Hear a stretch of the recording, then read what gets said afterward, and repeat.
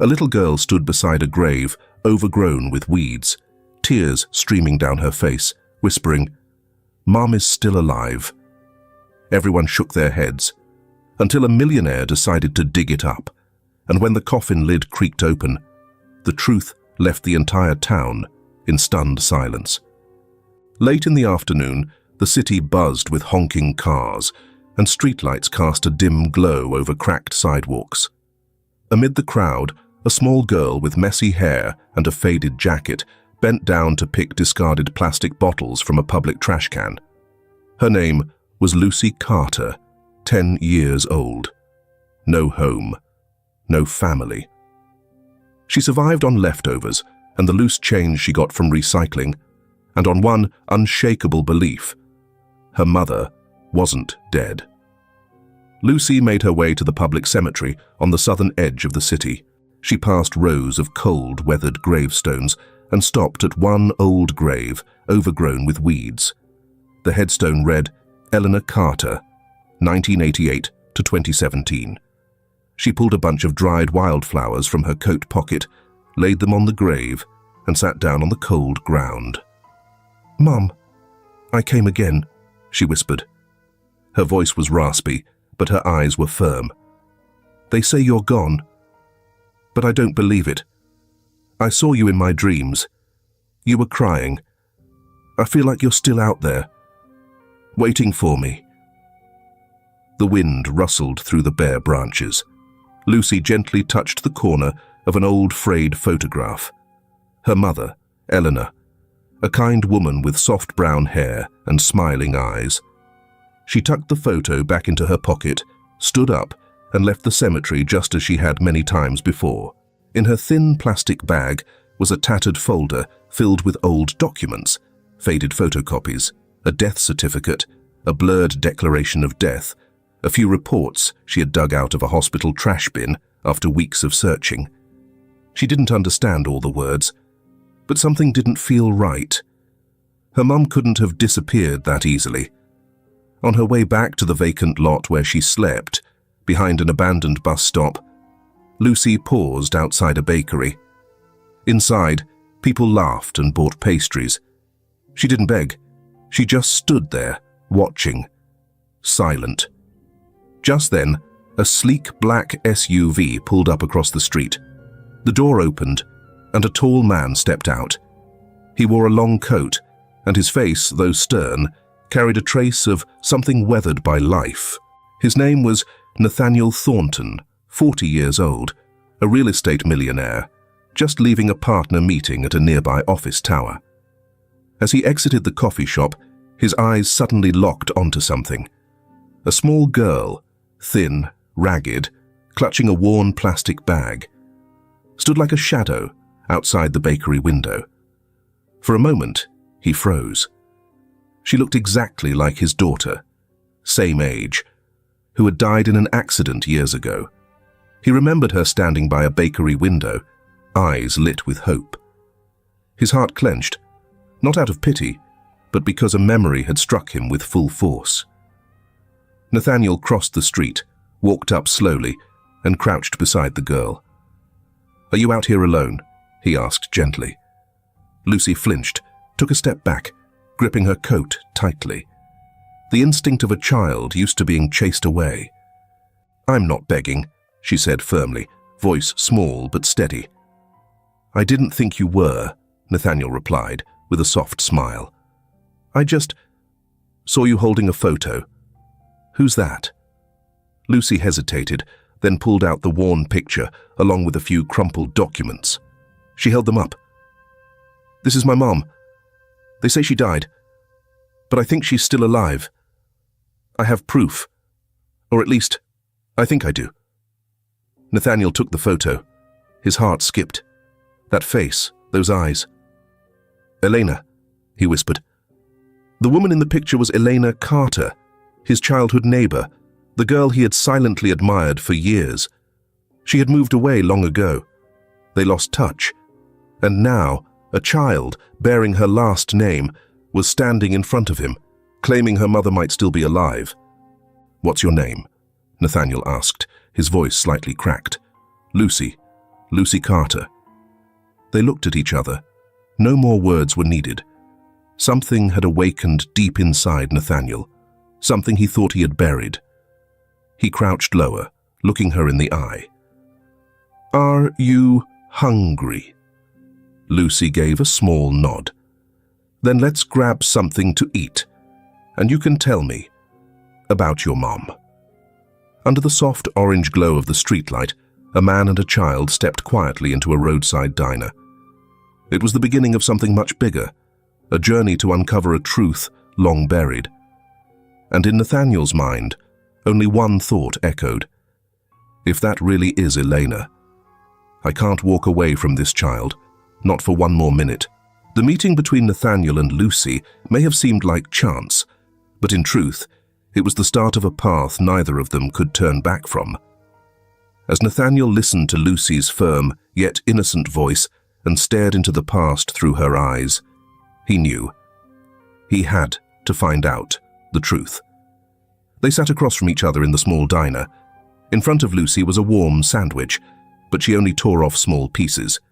It wasn't just shyness. It was as if she was saving her strength for a different kind of battle.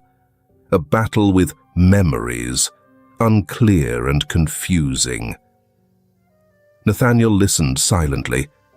Lucy told him about sneaking through hospital trash bins, the crumpled documents she had gathered, the dreams that kept repeating, her mother calling her name from the darkness. Each word from Lucy struck Nathaniel like a pin to the heart. This wasn't the fantasy of a lost child. She laid the folder on the table. Nathaniel opened it and read every page carefully.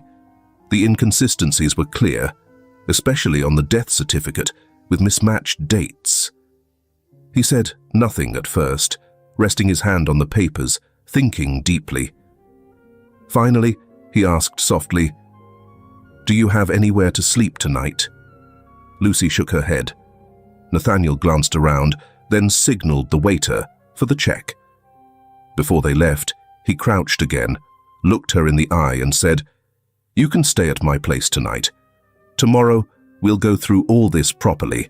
If something doesn't add up, I promise I'll help you find the truth." Lucy didn't say anything. She just gave a small nod. She didn't know how much she could trust this man, but his eyes were different from those who had turned her away. And in that moment, between two strangers, a fragile thread of trust began to take hold. The next morning, Nathaniel sat in his private office on the top floor of the Thornton Realty building. Outside, the city was still wrapped in morning fog, but inside his mind, everything had begun to shift. On his desk lay the folder Lucy had given him, the one he had now reviewed for the 10th time. Under a magnifying glass, he studied every detail. No official red stamp, a blurred doctor's signature, and most concerning of all, the date of death certification was almost a week after the reported time of death. That wasn't a simple clerical mistake. At first, Nathaniel thought Lucy might just be clinging to a fantasy, a defense mechanism of a traumatized child. But now, he wasn't so sure. He picked up his phone and called Lisa Monroe, an old friend from college, and now a forensic pathologist at the state hospital. Less than 3 hours later, Lisa was in his office, going through the documents with sharp, practiced eyes. She flipped through the pages, frowning. The ink doesn't match official document standards. The formatting's off. And the listed cause of death is sudden cardiac arrest. But there's no history of underlying conditions. Nathaniel, this isn't a legitimate death certificate. At the very least, it wasn't processed properly. You think it might have been forged? Lisa looked up slowly. Not just possible, highly likely. Nathaniel clenched his fist. Everything Lucy had told him the night before was starting to make painful sense. That evening, in a small motel room Nathaniel had rented for Lucy, so she wouldn't sleep on the street, they spoke again. Nathaniel sat on a wooden chair while Lucy curled up on the bed, clutching a worn teddy bear. "I used to hear my mum calling my name," Lucy said quietly. Nathaniel leaned in. "When?" at night, through the basement door. But then it stopped. And Richard told me she went away, that she died. Nathaniel said nothing. He let her talk, every word a jagged piece of a larger puzzle. She spoke of nights locked out by Richard, of sneaking around to search for her mum, of being thrown out the last time she tried to open the basement door. "My mum would never leave me," Lucy said, her eyes glassy but unwavering. "I know she's still alive. I can feel it. Every time I walk past that house, I hear whispers from the ground."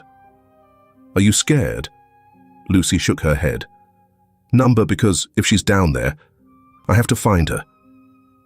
Nathaniel looked out the window. The wind hissed through the cracked frame, bringing with it the chill of late winter. A sudden thought struck him. Pure instinct. The next day, he and Lisa returned to the hospital, where Elena had been declared dead. Most of the records had been archived, but Lisa had clearance to access them. After 3 hours of searching, Lisa returned with an old file. There was no doctor listed as having examined Elena. Instead, a line was highlighted in red.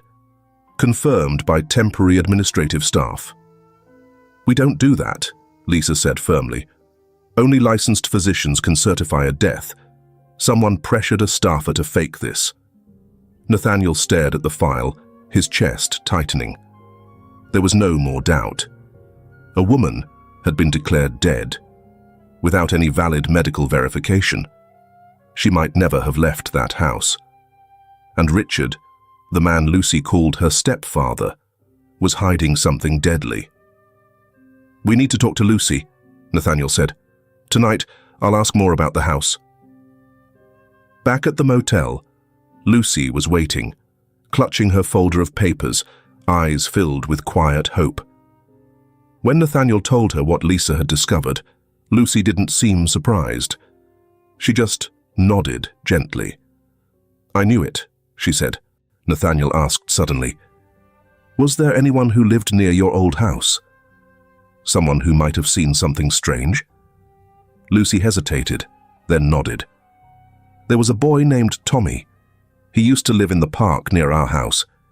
He once saw Richard carrying something, like a wooden box, into the basement at night. He got scared, never told anyone." Nathaniel exchanged a look with Lisa. "We need to find that boy," Lisa said. That night, Nathaniel quietly sent an email to an old contact inside local law enforcement, a private investigator named Dean Holloway. In it, he wrote, "I need to quietly investigate a possible missing person and suspected faked death. Involves a man named Richard Black. I believe someone may be illegally held inside that house." What once felt like scattered fragments was now forming a clear picture. Elena might never have left that house, and if she was still alive, Lucy might be the only one who never stopped believing it. "Are you ready to go back to that house?" Nathaniel asked. Lucy looked straight into his eyes. "If my mum is down there, I'll go back, even if it's on fire." 3 days after that conversation, Nathaniel returned to the neighborhood where Elena had once lived. The narrow road leading to the old house was as dusty and quiet as ever. This time, he brought Lucy along, hoping to speak to the neighbors, people who once lived beside Elena and Richard. Lucy gripped his hand tightly, her face tense. The old house loomed ahead like a ghost, same high fences, same dark windows. An elderly woman selling fruit outside gave them a cautious look, but nodded when Nathaniel asked about Elena. "I remember her. She was kind. But after she married that new husband, nobody saw her again. Heard she had heart trouble and passed." "Did you ever see an ambulance? A funeral?" Nathaniel pressed gently. "No." "That's the strange part. But that Richard fellow said he had her buried elsewhere, and no one dared question him," she added in a low voice. The trail seemed to go cold. Everything Lucy believed might be true, but the proof was scattered like fragments of a dream. For Lucy, each step closer to that house brought memories crashing down. She stood silently before the iron gate, hands trembling, her eyes locked on the basement window, the one she had been dragged past in fear. She could still hear the muffled sounds, the cries from below. But memories weren't evidence. On the way back, Nathaniel took Lucy to a small diner. They sat by the window, warm yellow light casting soft shadows across her face. And in that moment, Nathaniel saw it clearly. Lucy had Elena's eyes, the same quiet strength, the same way of listening, the same unspoken resilience. She was her mother's mirror. "Lucy," Nathaniel said softly, "would you like to know how I met your mum?" She nodded. "Back when we were kids, we were neighbors. She was the only one who ever stood up for me when I was bullied. She used to sing while watering her flowers. One day, she just disappeared. No one knew why. I searched, but it was too late." Lucy was quiet for a long moment, then asked in a whisper, "Now you've found me. Does that mean we're close to finding her too?" Nathaniel nodded, but inside, he couldn't shake the weight pressing on his chest. Every clue was vague. Everything was instinct. No solid proof. On the ride back, he stared out the car window, a question gnawing at him. Am I chasing a ghost? Or is this child the only one brave enough to believe what's real? As they stepped out of the diner, a soft drizzle began to fall. Nathaniel gently pulled Lucy close. "We haven't found the truth yet, but we've found each other, and if she's not giving up, then neither can I." The fading documents and the words of a child might not be enough to convince the world, but they were enough to light a spark of doubt. Nathaniel was now on a mission for the truth, and as neighbors slowly began to admit what they'd once ignored, a buried past was rising to the surface. He couldn't sleep that night. The photograph, Lucy's stories, and the tangled folder burned in his thoughts. He walked to the window and stared into the silent darkness beyond. Every whisper, every faded lead, pointed to one place, the old house where Eleanor once lived. A week later, Nathaniel brought Lucy back to that same neighborhood. The narrow street leading to the row of old houses was thick with the dust of time. The sky was overcast, heavy and grey, mirroring the mood in the car. Lucy sat silently beside him, clutching her worn teddy bear and the old folder of documents tightly. When they stopped in front of house number 43, the house where Elena once lived with Richard, it looked just as it had before. Lucy said nothing, but her eyes tensed, as if preparing to face a nightmare that had never ended. And sadly, this time was no different. The neighbors gave them the same rehearsed answers. "We heard Elena died of heart issues. Richard said she was buried somewhere else. Nobody saw anything unusual." But Nathaniel was beginning to understand. They all knew something, but had chosen silence. As if the truth had been buried not just by Richard, but by the complicit quiet of everyone around them. Lucy stayed silent the whole ride back, but just before they reached the motel, she finally spoke, her voice barely above a whisper. "I used to hear knocking from the basement, like someone was trying to call for help, but Richard always kept it locked." Nathaniel turned toward her. There was no physical proof, but the consistency in Lucy's memories and her unwavering instincts were impossible to ignore. He placed a gentle hand on her shoulder and said quietly, "You're not crazy. You're not imagining this. If you're still hearing something, then we need to go down there." That afternoon, they went to the park where Lucy used to sleep. On a worn stone bench near an empty lot sat a thin boy with scruffy brown hair, playing with a crumpled snack wrapper. "Tommy." Lucy walked over and called softly, "Tommy." He flinched. Recognizing her, Tommy stood up, about to walk away, but Nathaniel gently stepped in. "I'm not here to force you to say anything. I just want to listen, if there's something you need to say." Tommy glanced around, his face smudged with dirt, his hands trembling, lips pressed tight. Lucy stepped closer and took his hand. "Tommy, you don't have to be scared anymore. We have Mr. Nathaniel. He's kind. We just need the truth." Tommy kept his head down, mouth moving, but no words coming out. Nathaniel crouched down beside him, voice calm and patient. "I know you saw something. Maybe someone told you to keep it quiet, but if you speak up today, you could help save someone. Someone who's been hidden for a very long time." Lucy's eyes glistened, but shone with determination. "You're the only one who saw it, and I believe you." There was a long pause. Then Tommy looked up, but he only shook his head and ran off, disappearing into the distance. That night, in the quiet of his apartment, Nathaniel sat alone at the wooden table. A blank sheet of paper lay before him, dampened by steam from a forgotten cup of tea. Outside, the wind howled, carrying pieces of memory with it. He thought of Elena, the girl who once sat beside him in art class, the first to take his hand when others pushed him down, the girl who scratched his name into an old pencil box with crooked letters, the one he never had the courage to confess to. When she suddenly moved away, all he kept was a single photo, the last one they ever took together. He thought time had buried her memory, until Lucy appeared. Every time she looked up, every time she said, "I believe my mum is alive," he didn't just see a stubborn child. He saw Elena, the same fire in her eyes, the same quiet strength. That kind of belief couldn't be faked.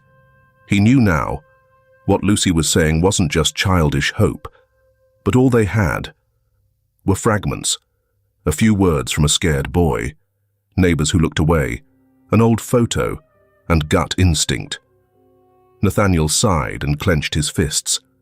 The clues were still scattered and fragile, but he couldn't give up, because Lucy hadn't.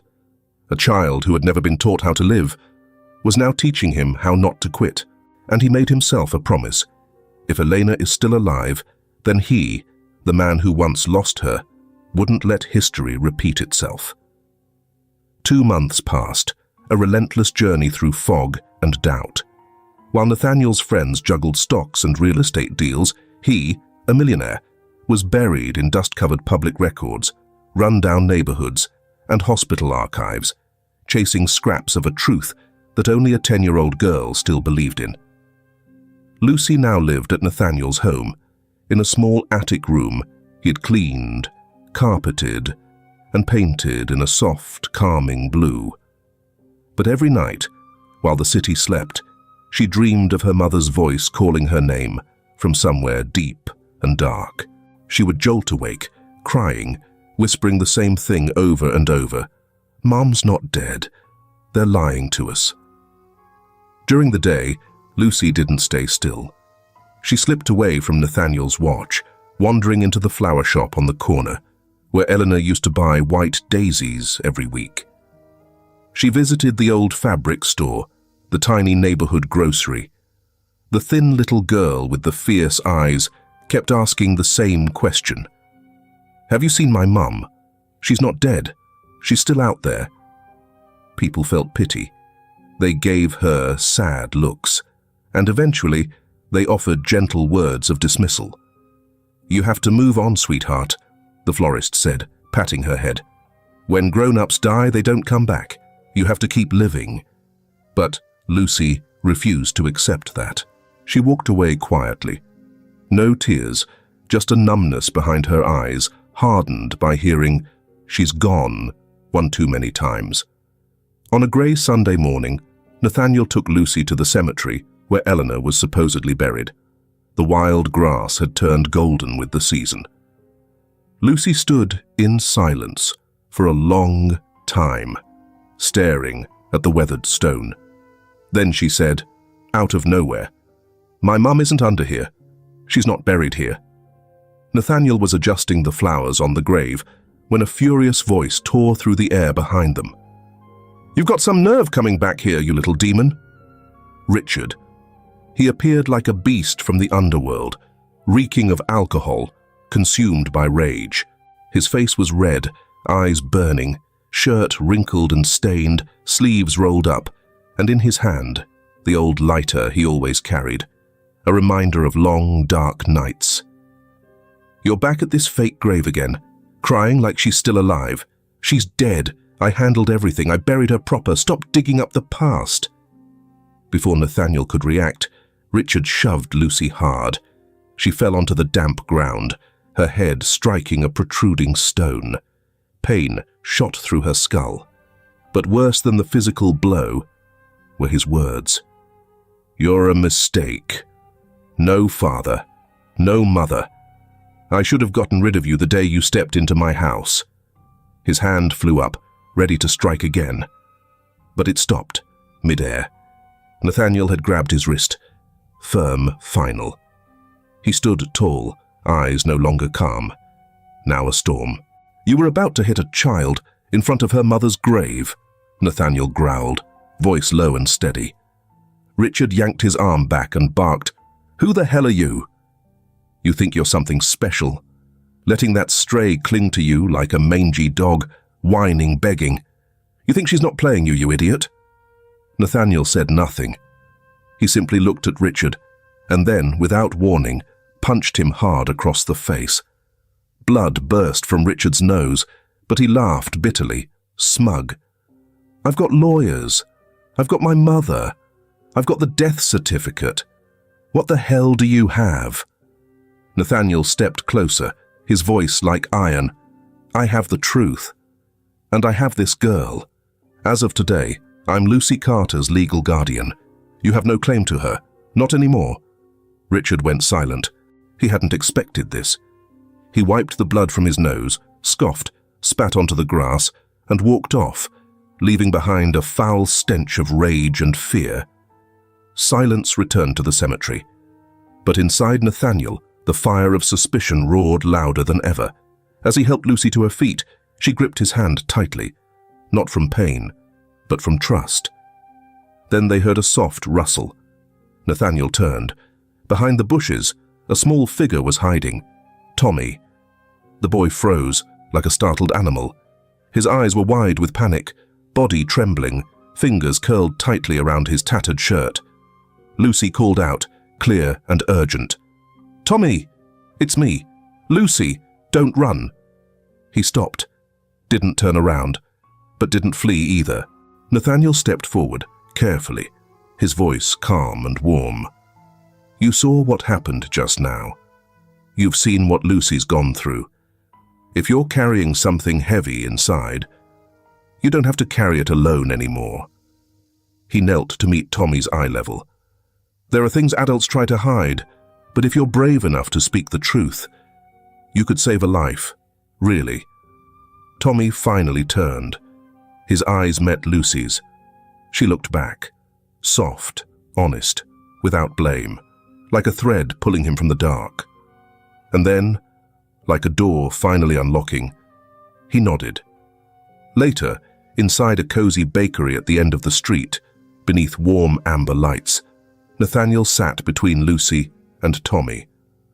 On the table, he placed an old photo of 3 children, himself, Elena, and another friend, taken decades ago.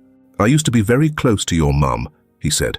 "I lost her once, but I won't let anyone else be lost again." Lucy didn't speak. She just smiled. It was the first real smile Nathaniel had seen from her, and it pierced straight through his heart, because it was Elena's smile. Tommy looked up and spoke, his voice trembling. "One night, I saw Mr. Richard dragging a big wooden box down to the basement. It looked heavy. I was hiding in the bushes watching. Then I heard something real quiet, like someone crying. A woman's voice calling someone's name. Lucy." The room went still. Each word hit like a blade. Nathaniel clenched his fists, then nodded slowly. "You did great, Tommy. I'm proud of you. Lucy turned to her friend, her eyes sparkling. But this time, they didn't shine with pain. They shone with hope. Real hope. For the first time, Lucy carried more than just belief. She had her first piece of real evidence, enough to start unearthing a decade of lies. Nathaniel said nothing, but inside him, a storm was raging. Tommy's words had cracked open the final wall in Nathaniel's restraint. He no longer doubted. Richard's family, the abusive man and the polished, manipulative mother who stood behind him, they were hiding something monstrous.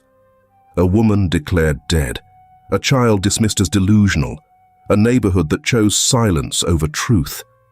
Fury boiled in Nathaniel's chest, but his hands stayed calm on the table. His face remained still. Only his eyes, cold, sharp, relentless, betrayed the fire within. He would find Elena, alive or not. And he would bring the truth into the light, even if it meant dragging an entire corrupt legacy out of the shadows. When Tommy's confession ignited the last spark of doubt, Nathaniel knew it was time to step into the most dangerous place of all, the house where every clue pointed. And to do that, he needed the law on his side. A new chapter had begun, one where the unwavering belief of a brave little girl would stand toe-to-toe with a cold, calculated system of lies. That morning, Nathaniel walked slowly along the stone path leading to Richard Black's estate. He wasn't alone. Beside him stood Doctor Lisa Monroe, Lucy, and Detective Eric Bowman, the officer who had just signed a search warrant after reviewing all the new evidence. Detective Bowman, a stern-faced man in his 50s, wore a long coat and held a thick file. He was here not to speculate, but to witness firsthand whether the truth had indeed been buried, just as Nathaniel had claimed. The door to the mansion opened. Gloria Black, Richard's mother, stepped out. Her eyes darkened as she spotted Lucy and the detective. "What are you people doing here?" she hissed. "Dragging that crazy girl around to destroy my house again." Lucy remained silent. Nathaniel stepped forward, firm and clear. "We're here with a legal search warrant, presented by Detective Bowman himself. This is no longer speculation. This is a formal investigation." Lisa opened a folder, revealing official documents. A forged death certificate, missing hospital records, and most damning of all, DNA results, proving the remains in the grave did not belong to Elena. Detective Bowman looked Gloria in the eyes, his voice cold. "Mrs. Gloria Black, I ask that you cooperate. Everything will proceed by legal protocol." Gloria paled slightly, but kept her composure. "That must be some hospital error. Elena's dead. I handled the burial myself. You can't pin this on me." Nathaniel leaned forward, voice sharp. "And who signed the payment to Dr. Marvin Gray, the physician whose license was revoked for forging medical documents? You also hired him to certify Elena as mentally unstable, didn't you?" Lisa handed over another set of papers. Her tone was crisp. "These documents aren't just legally invalid. They're part of an orchestrated cover-up." Gloria said nothing. Her eyes darted, hands clenching her dress. Before she could speak, Nathaniel added, "I met with Detective Bowman." That meeting had taken place a month ago.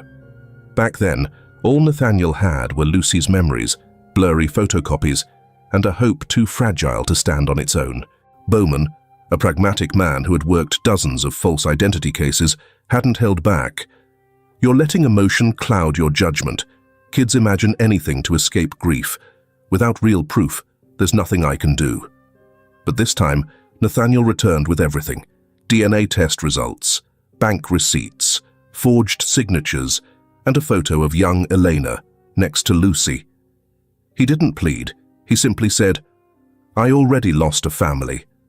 I won't let Lucy lose her mother." Bowman had looked at Lucy, sitting quietly outside the office. Her eyes said more than any file ever could. With a heavy sigh, Bowman signed the warrant, with a single decisive stroke. Richard wasn't home when the team arrived. Gloria shouted, calling Lucy insane, a liar, a troublemaker. But Lucy looked at her, calm, unshaken. This wasn't the gaze of a frightened little girl. It was the gaze of someone who had crawled up from the bottom of the abyss and chosen the light.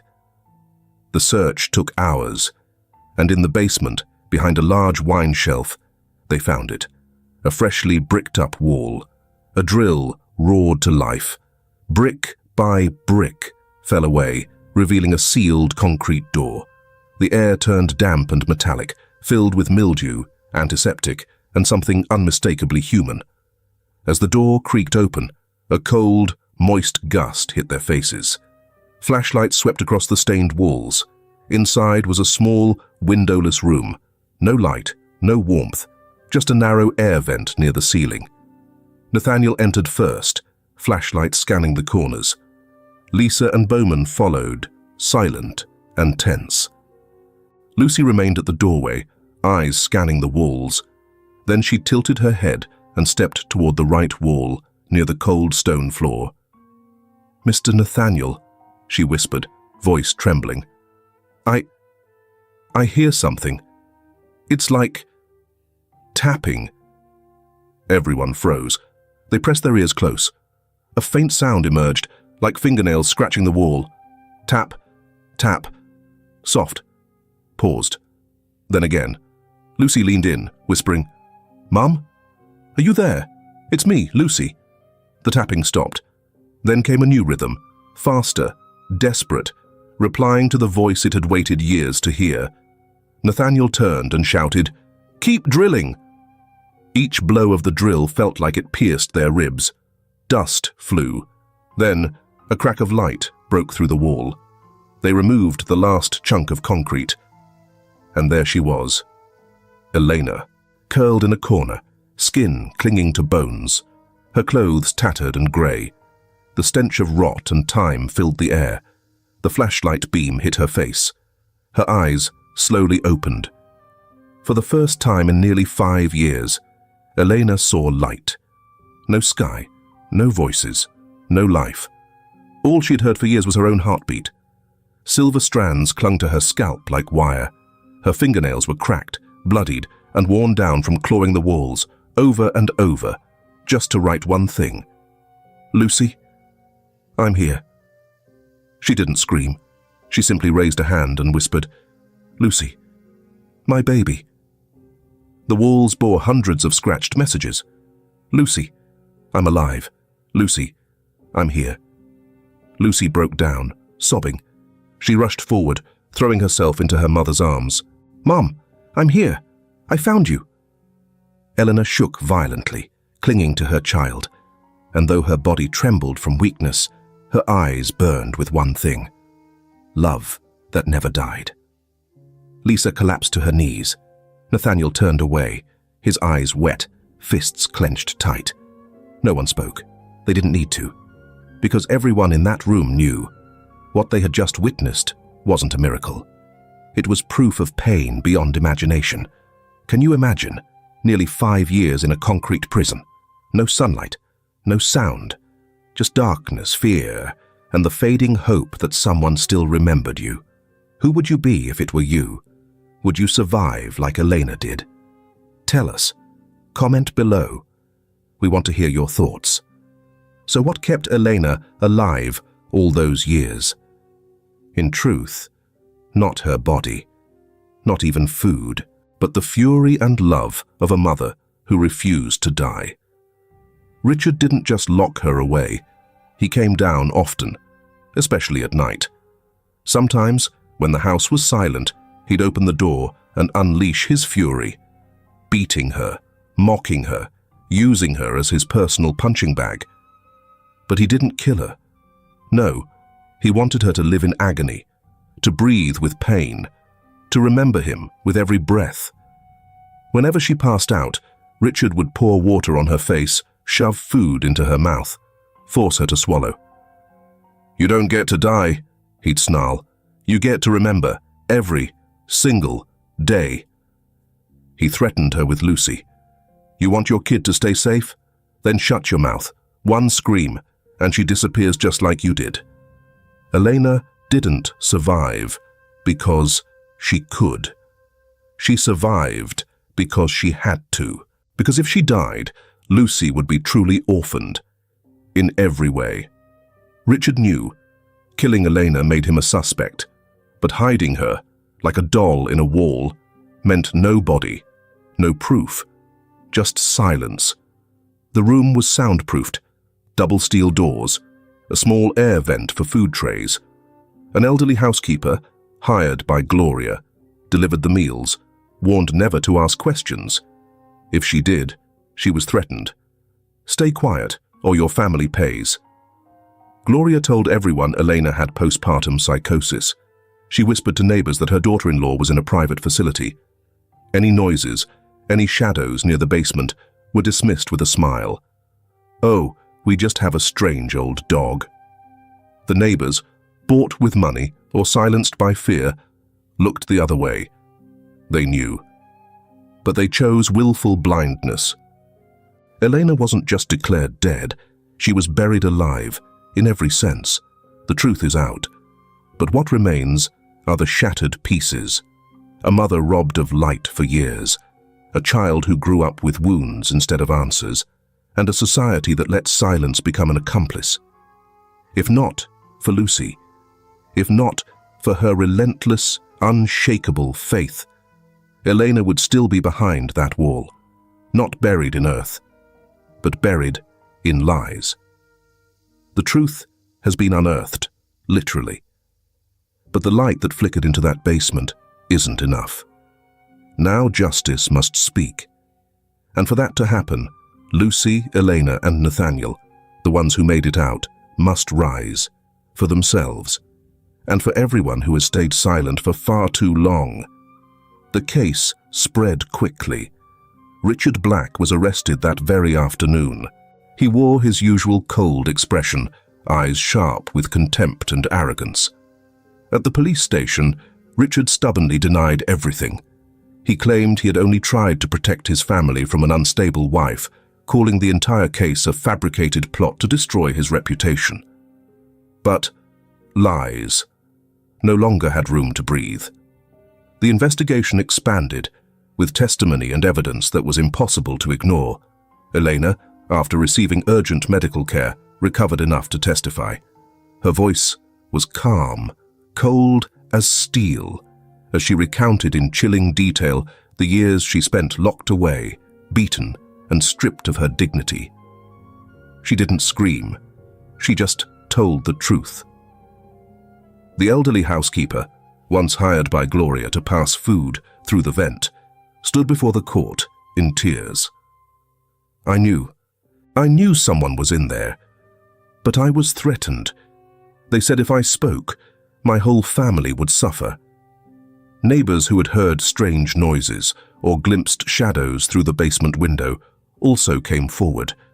Some couldn't meet Lucy's eyes as they took the stand, but they finally admitted what they had long chosen to ignore. Tommy, in his faded shirt and trembling voice, stood before the court. I saw Mr. Richard carry something, like a coffin, into the basement. I heard crying, but I was too scared.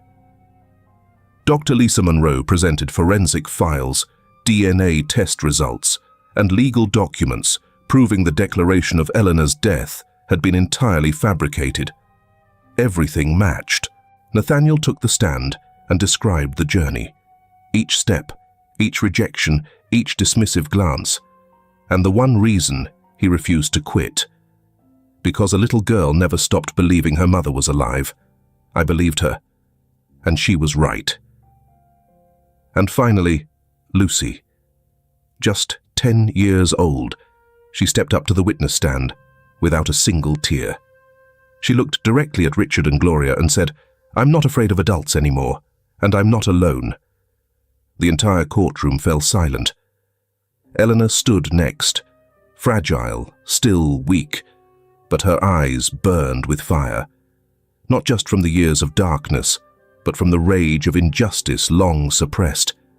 She had been more than imprisoned. She had been erased, beaten, humiliated, reduced to a ghost, but nothing cut deeper than hearing Richard use Lucy as a weapon. Want your daughter to live in peace?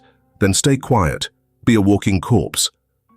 Now, standing in the light, Eleanor refused to be just a victim. She would be a voice, a blade of truth. I stayed silent out of fear, but today, I speak for every mother forced into silence, silenced by laws, by reputations, by money, and by apathy. No one should survive on the back of someone else's pain. After days of testimony, the court reached a verdict. As the judge read the sentence, the room held its breath. All eyes turned to the Black family, not out of curiosity, but with righteous, silent fury. Gloria, stripped of her once polished facade, now trembled. Her face pale, tears running, but no one pitied her. Richard, stiff in his seat, clenched his fists so tight they turned purple. He no longer cried innocence. He just sat and listened. To the final toll of the bell, ending his empire of power and deceit. The courtroom gallery, Eleanor's relatives, Angela's family, even strangers, remained silent. But their silence was loud with truth. Justice wasn't just for one woman. It was for everyone who had suffered in silence.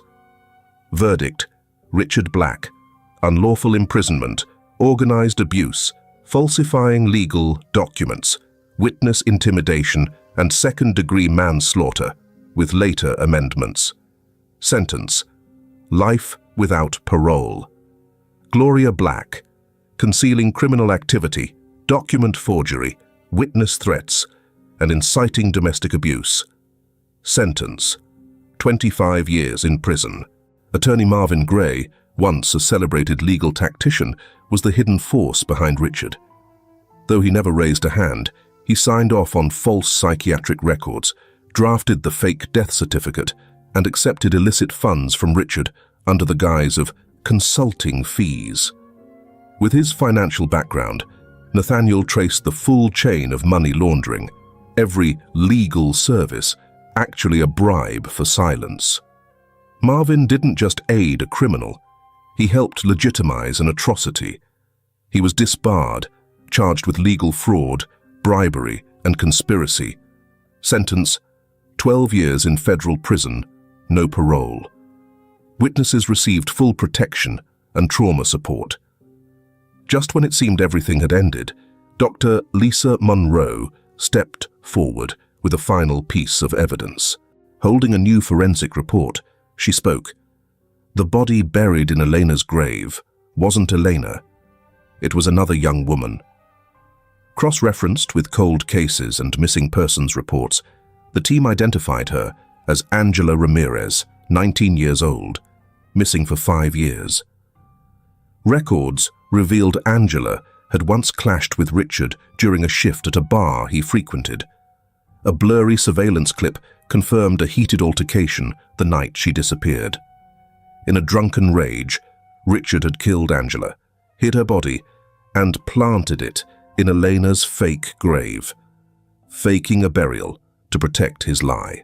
With this new evidence, the court added charges: second-degree murder evidence, tampering legal fraud.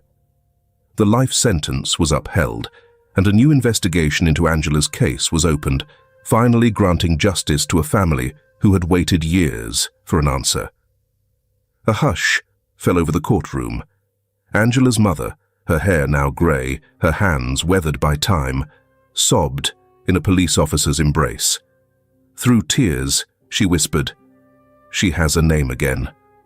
My daughter has a name. Do you know someone like Angela? Like Elena? Like Lucy? If you do, don't stay silent, because the truth is always waiting for someone brave enough to speak it." The courthouse doors closed behind them. Elena stepped into the sunlight, her face still tight with exhaustion. Relief, weariness, emotion. Everything churned inside her. She had spoken. She had stood. She had reclaimed her voice. But no court ruling could erase the years of captivity, the trauma, the darkness. Lucy, though, was different. Her eyes sparkled like sunlight after a storm. She ran ahead, clutching her mother's hand, then turned to look at Nathaniel with joy. She had been right. Her mother had never left her. On the way home, Nathaniel drove past familiar streets. He shared everything with Elena, from the first time he met Lucy to every step they took together to uncover the truth. Each moment felt like a puzzle piece Elena never imagined would come together. "Lucy is brave," Nathaniel said, glancing at her reflection in the rearview mirror. "She never gave up. Even when people called her delusional, she believed you were alive. Do you know why? Because she has your heart." Back at the house, Nathaniel helped Eleanor out of the car. She was still weak. Every step was fragile. Her skin pale, her body thin, her hands trembling beneath a fresh sweater. Lucy rushed over with warm slippers and gently tucked a blanket over her mother's feet. It was a small gesture, but it spoke volumes. That night, over bowls of hot chicken soup, the three of them had dinner together for the first time. Lucy laughed brightly, talking about her drawing class. Nathaniel snuck extra food into Eleanor's bowl. She ate slowly, eyes glistening, not from the onions, but from a feeling long forgotten. The warmth of home. After dinner, Lucy colored quietly in the living room. Eleanor and Nathaniel sat at the table, hands clasped around warm mugs of tea. Elena folded her hands in her lap, trying to hold on to the peace. "I had a family once," Nathaniel said quietly. "My wife and daughter died in a car crash 3 years ago. Since then, I stopped letting anyone get close, until I met Lucy." He pulled out a small, aged photo. Him and Elena, back in high school. She was smiling brightly. He looked red-faced and awkward.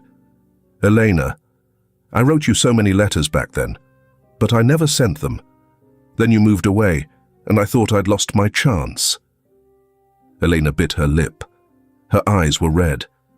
"I had feelings for you too, but something happened in my family. We had to leave overnight. I never got to say goodbye. And then, everything just drifted away." There was a long pause. Nathaniel took a deep breath, looked her in the eyes. "You've been through hell, but you didn't let it destroy you. You fought. You lived. For your daughter. If you'll let me, I'd like to be Lucy's father, and if you'll allow it, I'd like to call you my wife." Elena laughed through tears. "Are you sure? I was a failed wife, a mother who couldn't protect her child." "No," he said, holding her hand tightly. "You're a mother who survived hell, and the woman I never stopped loving. I had a family. I'll always love them. But Lucy, she's like a miracle. When I look at her, I don't just see the past. I see hope. You and Lucy. You're not a replacement. You're something new, and I want to protect it for the rest of my life." Neither of them noticed Lucy had been standing in the doorway, bathed in the soft glow of the kitchen light. She stepped forward, clutching her coloring book to her chest. There was a breathless silence. Then came her voice, clear and bright. "Dad." Her voice rang like a bell in a quiet sky. No hesitation, no fear. "Can I call you Dad now?" Nathaniel froze. His heart pounded. Eyes wet, he opened his arms. Lucy ran into them, holding on so tightly, it felt like she never wanted to let go. He wrapped his arms around her, voice shaking. "I've always been here, Lucy, and I'll never leave you again." A quiet filled the room, but it was the quiet of peace. Elena watched from her chair. Her hands trembled, her eyes overflowing, but not from pain, from life, from watching her daughter call someone Dad, a man she never dared dream of. She choked up, then smiled gently. "So, when did you two start calling each other that?" Lucy blushed and whispered proudly, "He said I could, but today's the first time I really felt like I had a dad." Eleanor turned to Nathaniel. He nodded softly, and on her lips formed a smile, her first true smile in years. And then they all laughed, all three. The kind of laughter that heals, that warms. It wasn't loud, it wasn't showy, but it was pure. That night, rain misted outside the windows, wind whispered through the cracks. But inside that small home, three souls, once lost, once broken, had finally found their way to one another. They weren't just survivors. They were now what they had always deserved to be, a family. Do you believe it's possible for a broken past to give rise to a beautiful future? That the most wounded hearts can heal one another? If you're carrying pain, know this: somewhere, a Lucy is finding the light, an Elena is rising, and a Nathaniel is opening his arms. This family was reborn, not just because they escaped the dark, but because they chose to share the light. Lucy is no longer alone. She is hope. Eleanor is no longer a victim. She is a healer. Nathaniel isn't just a rescuer. He's home. And what they've built together may one day be the shelter for 1,000 others still waiting in the dark. Months after the trial, the name Lucy Carter no longer belonged to a homeless child standing outside a bakery. She had become a symbol of inspiration for millions of forgotten children. Lucy's journey wasn't just about solving a case. It was a wake-up call that a brave child, armed with unshakable faith, could save a life and change the world. Eleanor, though her health remained fragile, gradually recovered. She underwent regular therapy and participated in support forums for women who had survived abuse. There she shared her story, not as a victim, but as a survivor. A mother who had walked through hell and returned, trembling but unbowed. Nathaniel, after completing the legal process, officially adopted Lucy. At the public press conference, he spoke before dozens of cameras flashing. 3 years ago, I lost my wife and daughter in an accident. I thought my life ended with them. But then I met Lucy, a small girl with a great heart. She saved her mother, and she saved me. So today, I'm not here to celebrate a victory, but to say I will hold on to them, the people I love, for the rest of my life. Millions were moved. Social media flooded with messages of support. The hashtag #Lucy Still Believes trended globally. Meanwhile, Gloria died alone in a correctional facility. No visitors, no flowers. She had chosen cruelty and died surrounded by the very coldness she had created. Attorney Marvin Gray was permanently disbarred. His 12-year sentence stripped him of everything. As for Richard Black, the man who once held power and wealth, he now lived out his days with a life sentence behind bars, eyes hollow. Not long after, the Grace Foundation was established. Nathaniel was its founder, Lucy its honorary ambassador. The foundation offered legal aid and protection for children and abused women under the motto, "No one left in the dark." At the foundation's launch, Lucy, now stronger and more composed than ever, stood on stage, looking into the eyes of hundreds of attendees and millions of viewers watching live. They once said my mum was dead, but she lived, and that changed everything. No one has the right to extinguish a child's hope.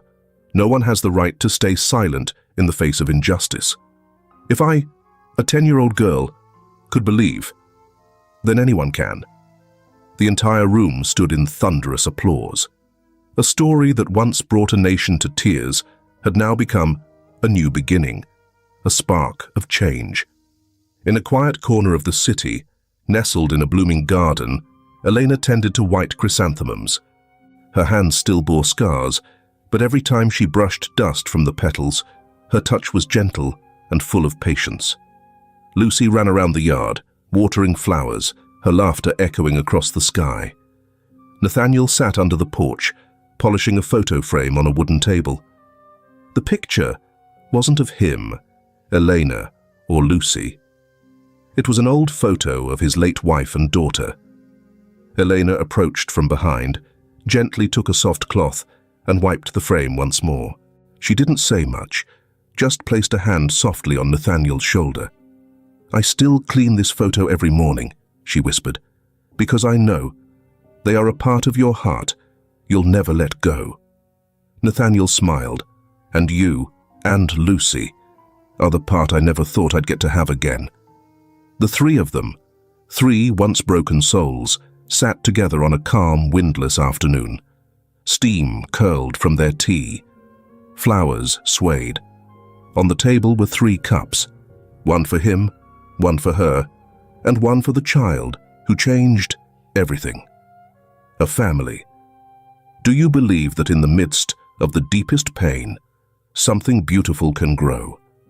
That after the longest night, a sliver of light can still shine, if someone just dares to believe? Early morning sunlight streamed through the small kitchen window. The air was filled with the scent of toasted bread and strawberry jam Elena had just made. Lucy sat on a high stool, legs swinging, eyes glowing as she read a new book. Nathaniel brewed coffee, watching his wife and daughter, moments more precious than anything he'd ever owned. Life had returned. But not as it was. It had started an entirely new chapter. Eleanor continued weekly therapy sessions. The nightmares still came, but now she didn't face them alone. Whenever she awoke, drenched in sweat, she only had to turn and see Nathaniel sitting beside her, hand in hand, his gaze steady. Lucy had a new routine. Each night, she'd crawl into her mother's room, hug her, and whisper, "Don't be afraid, I'm here." The once worn house had been repainted a soft ivory. Elena planted flowers on the porch, and Lucy hung her own drawings all along the hallway. In the living room, next to a wedding photo of Elena and Nathaniel, hung a special frame, a picture of the 3 of them, stitched with the words, "We found each other." One autumn afternoon, Lucy asked, "Mum, why do our daisies keep blooming?" Eleanor smiled. "Because someone takes care of them every day, sweetheart. Flowers, like hearts, keep blooming when they're loved." Nathaniel approached, wrapping his arms around both of them. And when someone believes in them, those flowers never die. At the Grace Foundation, Lucy continued to visit every weekend. She began reading letters from children who had been abandoned, abused, or forgotten. She replied with her own voice, simple, warm, and sincere. "I understand. I used to feel that way. But then I found my mum, and I found someone I could call Dad." She didn't just write. She recorded voice messages, gentle wishes, hopeful stories, for special children's radio segments. One day, she made a short video reading from her old journal. "Tonight, I heard my mom's voice. I don't know if it was real, but I won't stop believing. Even if I'm alone, I'll keep looking for her." The video went viral. Child welfare groups shared it widely. A school in another state created a reading corner called Lucy's Corner, a space where kids could write letters and messages of hope and learn to listen to their own hearts. A team of young lawyers contacted the Grace Foundation, offering pro bono protection for children facing legal abuse. Elena started teaching flower arrangement and healing journaling classes. But they weren't just classes. They were sanctuaries. Women came to cry, to share, or simply to sit in silence. Elena didn't lecture. She simply sat beside them, wrote with them, and sometimes placed a single wildflower in the hands of someone who came late. She often said, "I once lived in a room with no way out, but memories of my daughter kept me alive. If I, at my weakest, could rise again, then so can you." One woman, once locked in a basement by her husband for 2 months, arrived at Elena's class with swollen wrists. 6 months later, she became a Grace Foundation volunteer. People began calling Elena the one who touches broken souls without making them bleed more. Nathaniel declined every award and recognition. Most of his company's profits were funneled quietly into the foundation. He worked behind the scenes on legal aid cases, silently supporting families with children in crisis. When asked why he did so much, he simply said, "Some wounds only heal when we stop counting praise and start taking action. This is how I repay the debt life once took from me." One winter night, the three of them sat watching Lucy's speech from the Grace Foundation launch. Her words echoed through the quiet house. No microphone, no spotlight needed. "My mum is alive," and that changed everything. Elena teared up, while Nathaniel took both her and Lucy's hands. "What is family?" Lucy asked. Elena stroked her daughter's hair. "It's the place your heart always comes home to." Outside, snow began to fall gently. Condensation blurred the windows. Lucy drew a heart on the glass with her small finger. A moment later, she snuggled into her father's chest and whispered, "Dad, can we bake cookies tomorrow?" Like the first night we had dinner together. Nathaniel nodded. "I think that's the best idea I've heard all day." Their story, from darkness to light, wasn't just a search for truth. It was the rebirth of life's most beautiful things: faith, love, and courage. Are you still following Lucy's story? Who are you among them? An Elena who once broke, a small but fierce Lucy, a Nathaniel who lost everything, then found hope again. Whoever you are, believe this. You can rewrite your ending, because happiness doesn't arrive early, but it does arrive, if we're brave enough to wait for it. And when it comes, you'll understand. You don't have to be perfect to be loved. You just need to be real enough, not to leave each other, especially on the darkest days. Years passed, but the light they had kindled never dimmed. Lucy grew up strong and steady, like a tree that had survived a storm. Nathaniel and Elena remained a safe haven for lost children, and the story, once thought to be over, continued through life, through love, and through a future everyone deserves. Now 17, Lucy was no longer the trembling child holding a tattered file outside a bakery.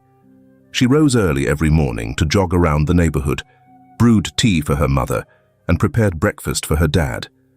She excelled in both literature and math, joined the debate club, and volunteered to teach younger students how to write legal letters. Everything about her, her posture, her tone, the way she cared for others, radiated strength. Some nights, she sat by the window, remembering the old basement room, her mother's cries in the dark, and how people once dismissed her as delusional. She often wondered, if I hadn't spoken up that day, would Mum still be here? But every time she remembered, she clenched her fist, a silent affirmation that pain had forged an unbreakable heart. Grace Foundation had grown beyond anyone's expectations. Once a small office, it was now a fully fledged community center with branches in multiple states. Hundreds of women and children were rescued, placed in safe shelters, given therapy, and allowed to begin again, thanks to a girl named Lucy. One late June afternoon, the center held an anniversary celebration. It wasn't fancy, just a garden filled with flowers and handwritten signs from those who had been helped. Thank you for hearing me. Thank you for not leaving me behind. Because of you, I smile again. Lucy stood on a small stage. Her hair was a bit longer now, her eyes just as bright. She held the mic, voice steady. Years ago, I was just a girl who'd lost her mum. I didn't know anything about laws or justice, but I had faith. And I met people who believed with me. Because of that, my mother was saved. And now, I want to say this to anyone still in the dark. Keep believing. Even if you're alone, keep believing. Because the light is waiting for you. The audience fell silent in awe. Elena sat in the front row, her hand tightly in Nathaniel's. She watched her daughter, no longer the little girl, but a young woman with purpose and grace. Her eyes filled with tears. Elena looked healthier, more radiant, her hair neatly trimmed, her skin glowing. She smiled more, baked often, tended to the garden, and hand-wrote letters to women in therapy. Though her scars never vanished, she lived each day with gratitude for the miracle she'd been given. That evening, the family returned home. The living room glowed softly under the amber hue of a table lamp. The clock ticked gently on the wall. A steaming pot of tea sat in the center of the table. Lucy read from a textbook, highlighting notes. It was a book on child psychology. She was preparing for a workshop on communication skills for abused children. Elena prepared grilled cheese and egg sandwiches, the first dish she relearned after being rescued. Nathaniel adjusted a crooked picture frame on the wall. He was no longer the silent man he used to be. His face was lighter, more optimistic, often cracking jokes to make his girls laugh. He spent his time gardening, journaling, and hosting gatherings for single fathers at the Grace Foundation. "What are you drawing?" Elena asked gently. Lucy held up her sketch. 3 people holding hands, walking through a field of daisies. It's us, and ahead of us is a house with the lights always on. Elena's eyes welled up. Nathaniel came up from behind and wrapped his arms around them both. "Because that light, we created it, Lucy." That night, the 3 of them sat at the oak dining table. Lucy recalled the first time she met Nathaniel outside the bakery. Elena laughed, covering her mouth, eyes shining. Nathaniel looked at the 2 women who changed his life and said slowly, "I still remember." She stood there at the window. Her eyes cut through the night. "I didn't think I'd ever love again. But that look saved me." Elena squeezed his hand. Lucy smiled softly and said, "If you hadn't believed me back then, I don't think I ever would have found Mom." That night, they watched the old video again, of Lucy in court, her tiny eyes unwavering. "I'm not afraid of grown-ups anymore. I'm not alone." Eleanor rested her head on Nathaniel's shoulder. "I survived. But if it weren't for you and Lucy, I'm not sure I'd have become whole again. You and Lucy, you're why I'm still here." No more words were needed. In that small home, the air felt stitched together with threads of healing. None of them were perfect, but they had chosen to stay, with all their pain and all their courage. If you've read this far, perhaps you too have known loss.